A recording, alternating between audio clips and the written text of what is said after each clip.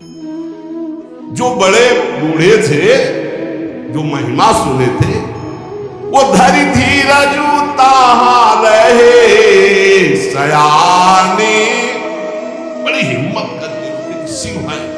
लेकिन जो नौजवान बालिकाएं, बूढ़ी नौबहुएं, ये को वहां मंगलाचार में नहीं टिकी, सब भगवानी पे भाग पड़ी।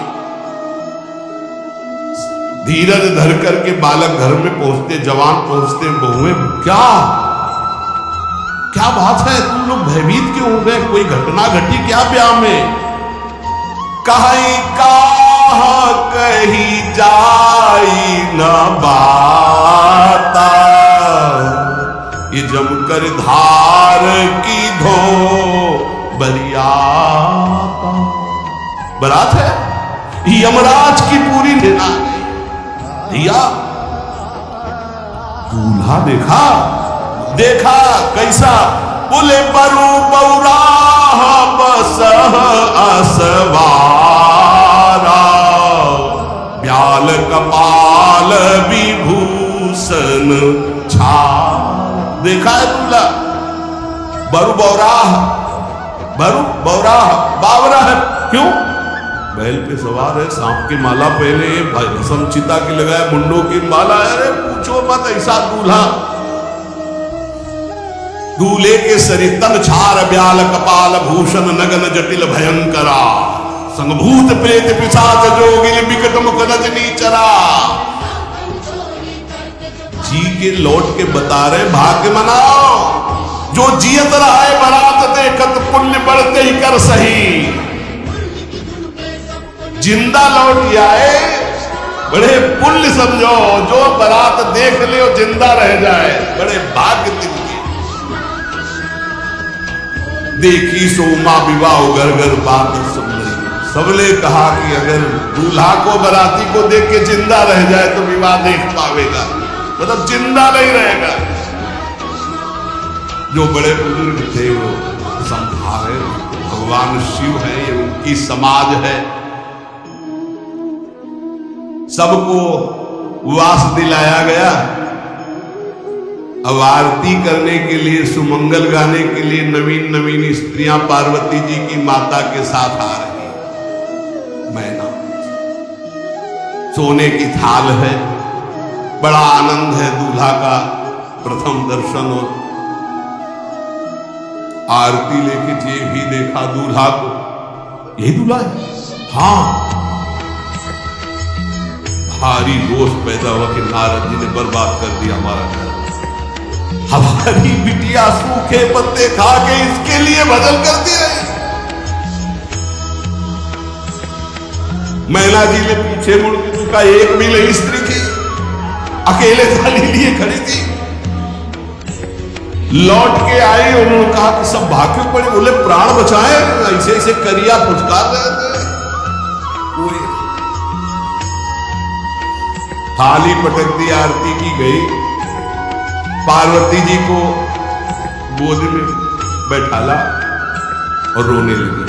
बिटिया ऐसे के लिए भजन किए हो, ऐसे के लिए तपस्या किए हो? आंसू भर के कहा कि विधाता की बुद्धि मारी गई, जिसने तुम्हारी जैसी सुंदर कन्या, वो ऐसा बावरा दूल्हा, ये संयोग रचा है। बुद्धि खराब हो गई ब्रह्मा की। कसकीन बरु बौराह विदिजे तुम्हें सुंदरता, त्रिपुर सुंदरी भगवती पार्वती जी। अरे जो फल लगना चाहिए कल्प तरु में, वो बमूर में लग रहा है। आगवेदी उत्सव व्याकर भगवान से। अच्छा तो मेरा निर्णय सुन लिया जाए मैना जी, अगर मेरी बात नहीं मानी गई तो हिमालय के शिखर से अपनी बेटी को लेके गिर के आत्महत्या कर लूंगी, ब्याह नहीं होगा। आई नहीं, तुम सहित गिरते गिरो पावक जरो, आग में जल जाऊंगी अपनी बेटी को लेके, समुद्र में डूब जाऊंगी, लेकिन ऐसे बौरे बौरा जो ये बर है इसके साथ ब्याह नहीं होने दूंगी, पक्का। साफ रोने लगी मैना जी का आदेश सुनकर। मैना जी कहती, हाय मैंने नारद जी का क्या बिगाड़ा था, नारद कर में काह बिगारा, भवन मोर जिन बसत उजारा। कितना बढ़िया सब चल रहा था। बेटी को उपदेश किया कि वर तुम्हारे शिव देवाधिदेव महादेव बर्बाद कर दिया। ऐसा दूल्हा सच्ची मैं ठगी गई नारद जी, पर आप अपना घर बर्बाद नहीं होने दूंगा। क्या जाने नारद जी बेटी का प्रेम क्या होता है। बांध कभी प्रसव की पीड़ा जानती है, क्या जाने बाबा जी है हमारी बेटी हो ऐसा दूल्हा। जब देखा कि मां बहुत गुरुदेव को उल्टा सीधा बोल रही है तो उन्होंने कहा माता विचार। जननी ही विकल विलो की भवानी बोली युद्ध विवेक। मां विचार, तुम क्यों ऐसा आलाप कर रही हो। अगर मेरे भाग्य में ऐसा पति लिखा है तो तुम टाल नहीं सकती। कर्म लिखा जो बाउर ना हो तो कत दोष लगाई का हो। तुम सन मिटे की विधि के अंका व्यर्थ ले हो जन मातु कलंका। मां मेरे भाग्य में ऐसा ही लिखा है, आप व्यर्थ में क्यों रो रही हैं। जब पार्वती जी की ऐसी करुण बात सुनी तो सब स्त्रियां रोने लगी, विधाता को दोष लगा रही।